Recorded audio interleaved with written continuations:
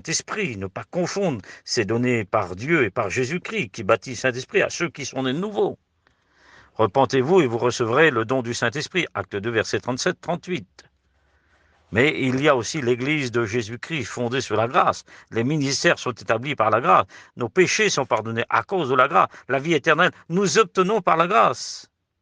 L'espérance nous est donnée par grâce. La vie de Dieu aussi, et la bénédiction et toute bénédiction. La résurrection des morts en Christ, parce que Jésus est ressuscité. Mais c'est par grâce. Les vivants seront changés à un corps de gloire. Ce n'est parce que Jésus est ressuscité. Et il nous a fait cette promesse dans la grâce. Thessaloniciens 4,13. Le ciel et sa gloire, sa récompense, l'enlèvement de l'Église. Eh bien, les noces de l'agneau, tout est par grâce. Il nous anticipe dans la beauté et la majesté de la grâce. Réflexion sur la grâce. La grâce est plus grande que l'univers, et pourtant assez humble pour se mettre dans un cœur et infiniment petit pour se mettre dans nos cœurs. Elle est plus profonde que les océans, mais plein d'amour pour guérir les cœurs blessés. Parce que Jésus, par ses meurtrissures, nous sommes guéris. Elle est plus large et plus haute que la science pour nous révéler la connaissance de Jésus-Christ. Elle est plus riche que tous les trésors contenant dans toutes les banques du monde pour nous communiquer la richesse du ciel. Elle est plus efficace que toutes les armées de l'ONU pour renverser toutes les œuvres du diable et nous mettre vainqueurs et nous siéger vainqueurs. Elle est supérieure à toutes les gloires de Salomon et toutes les célébrités. Elle est plus précieuse que tous les diamants des hommes et la bijouterie du monde. Elle est le plus grand sujet de toute la Bible. Elle reste le sujet de la Bible. C'est le plus beau des messages qui surpasse toutes les réflexions des philosophes et des scientifiques. C'est la plus belle œuvre divine, élevée au-dessus du royaume de tous les palais et de tous les trônes, de tout ce qu'il pourra avoir. Mais Jésus-Christ est la grâce. Et c'est lui qui nous a fait l'œuvre, cette belle œuvre. L'apôtre Pierre termine avec ces mots.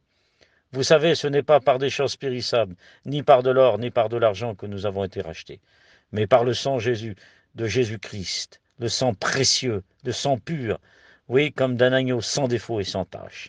Les choses précieuses sont bien sûr, ce qui est attirant pour l'homme, mais les choses invisibles sont plus précieuses que l'or et l'argent.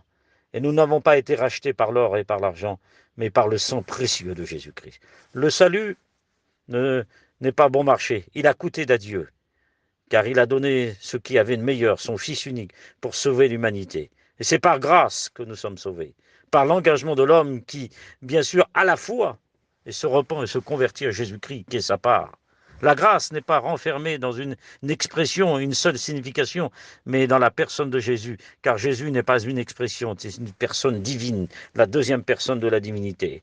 Oui, Jésus-Christ est tout-puissant, le sauveur de tous les hommes. L'évangile de Luc nous dit un aperçu. Jésus croissait en sagesse, en stature, en grâce, en tant que, bien sûr, en tant qu'enfant, il grandissait. Mais Jésus-Christ est la grâce dans sa grandeur. Christ il ne s'est pas dépouillé de ses attributs divins. Non, il est devenu un homme. Il ne s'est pas dépouillé de tout ce qui était négatif. Non, Jésus est parfait dans tout le sens du mot, est divin. Mais il a pris le corps d'un homme. Dieu a formé son corps. Jésus n'a jamais été créé. Il existe de tout temps. Michée chapitre 5. Proverbe 8, 22. Jésus-Christ n'a pas été créé. Il existe avant l'éternité. Oui, il existe de tout temps. Car n'oublions pas, Colossiens 16, tout a été créé par lui, à travers lui, et pour lui, tout lui est soumis, afin que tout lui est soumis. Et bien sûr, la croix, c'est le tout accompli. Sa mort, elle est unique. Jésus n'est pas mort en tremblant, il est mort en vainqueur, et il est ressuscité.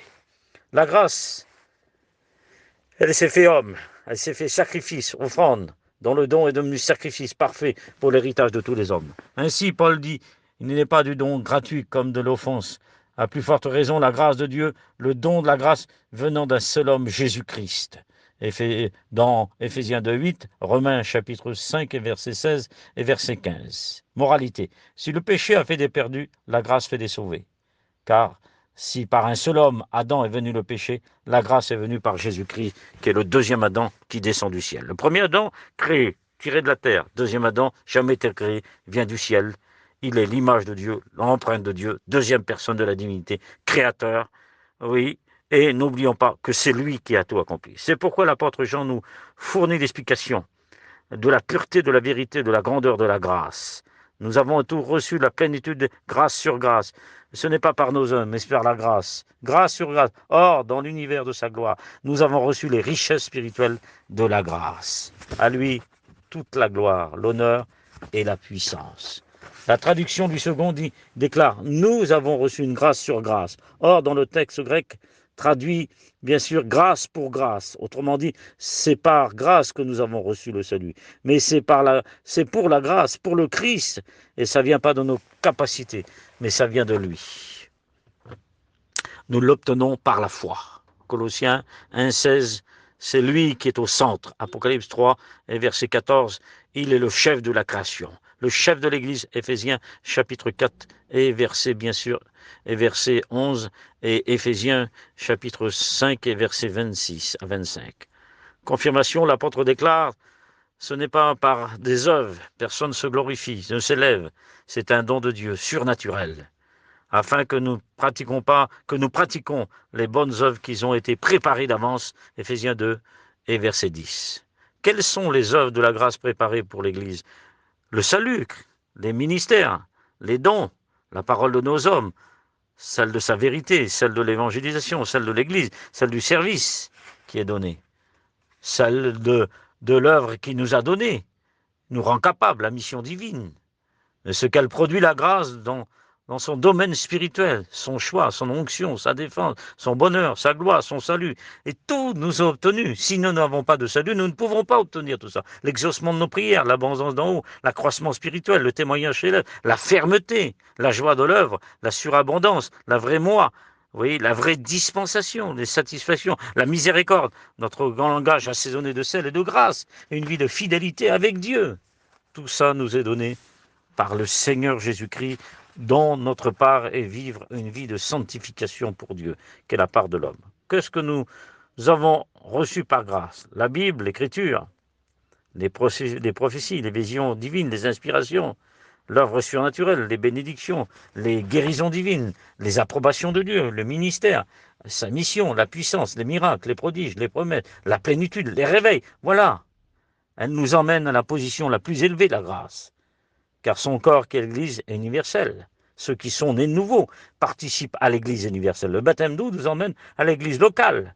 Mais les richesses incompréhensibles du Seigneur, les dons ministères accordés, Éphésiens 3 et verset 7, l'onction précieuse, les dons du Christ, et le fruit de l'Esprit qui est donné dans le salut, bien sûr. Oui, le divin service qui nous est donné, comblé de tous les trésors, être un serviteur avec Dieu, être une colonne d'appui, comme l'apôtre Jacques, l'apôtre Pierre et Jean, recevant des richesses de Dieu et devenir royaume sacerdotal, une nation sainte, un peuple acquis, pour se rapprocher du trône de la grâce. Voilà ce que la grâce nous offre, et c'est par la grâce que nous sommes sauvés.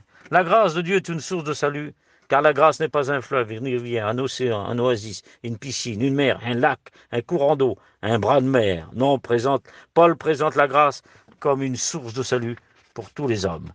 Que Dieu vous bénisse. Nous verrons la suite après, dans la deuxième partie. Amen.